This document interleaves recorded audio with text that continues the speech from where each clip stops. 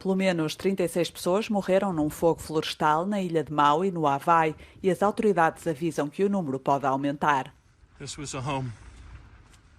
Milhares de pessoas tiveram de fugir das suas casas e, para alguns, o único refúgio seguro foi o mar, de onde foram resgatados pela guarda costeira.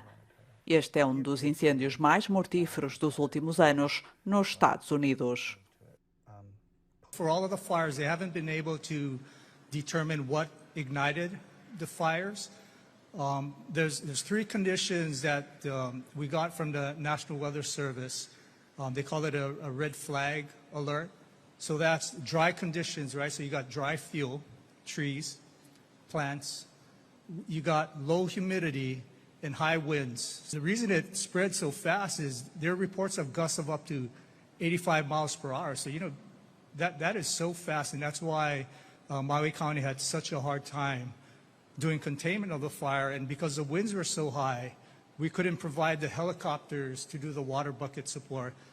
As chamas destruíram os edifícios históricos da cidade turística de Lahaina, na ilha de Maui, como mostram estas imagens recolhidas esta quinta-feira.